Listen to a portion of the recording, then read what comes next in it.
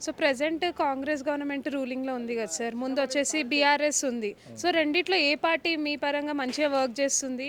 ఏదే వస్తే బావుంటది నెక్స్ట్? అంటే ఇప్పుడు ప్రీవియస్లీ గవర్నమెంట్ కొన్ని పనులు చేసింది. హ్మ్. ఇప్పుడు ఈ గవర్నమెంట్ వచ్చింటే ఆల్మోస్ట్ 2 ఇయర్స్ అవుతుంది కానీ ఆ!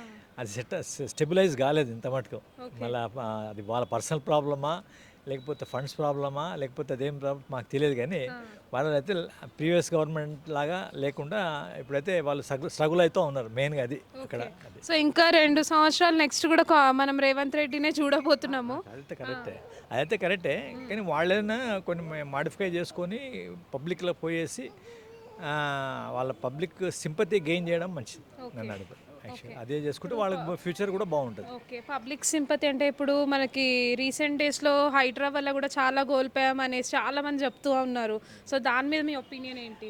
మా హైడ్రా అనేది అది పాలసీ మ్యాటర్ అమ్మా. అది ఎవరు చెప్పలేము, ఎందుకంటే అది అంటే పబ్లిక్ గురించి కాదు, అది పాలసీ మ్యాటర్ కాబట్టి అది గవర్నమెంట్ తీసుకునేది, దానికి ఏం చేయలేము. ఇక కొందరు బాధ్యులు అవుతారు, కొందరికి లాభం అవుతుంది, అది మనమే దాన్ని చేయలేము, అది పాలసీ మ్యాటర్. కాకపోతే ఏంటంటే వాళ్ళు తీసుకున్న స్టెప్ కొందరికి నచ్చకపోవచ్చు.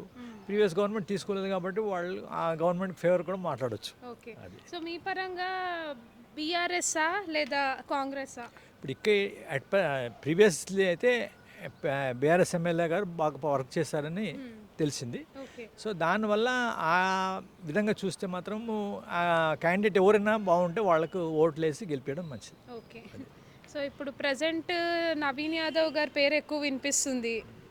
ఇప్పుడు వచ్చే ఎన్నికల్లో. సో ఆయన్నే గెలుస్తారంటారా? లేదా ఇంకేదైనా పార్టీ నుంచి వేరే వాళ్ళు కూడా గెలిచే అవకాశం ఇప్పుడు ఉందా? అట్లాగమ్మా, నవీన్ యాదవ్ గారు అంటే ఆయన బ్యాక్గ్రౌండ్ బట్టి కూడా పబ్లిక్ కొద్దిగా చూస్తారు కదా. అంటే నా ఉద్దేశం ఏంటంటే అతని ప్రీవియస్ ఎక్కడ వర్క్ చేశాడో దాని ప్రకారం. ఇప్పుడు ఎందుకంటే ప్రీవియస్ ఎమ్మెల్యే గారికి అందరు ఎందుకు సింపతైజ్ ఉందంటే ఆయన వర్క్ చేశాడు కాబట్టి ఆయన మీద సింపతి ఎక్కువ ఉంది. ఓకే. ఇతను మళ్ళీ ఇదివరకు పార్టీలో ఉండి వర్క్ చేస్తే ఆయనకు బెనిఫిట్ సింపతి ఉంటే తప్పకుండా గెలుస్తారు.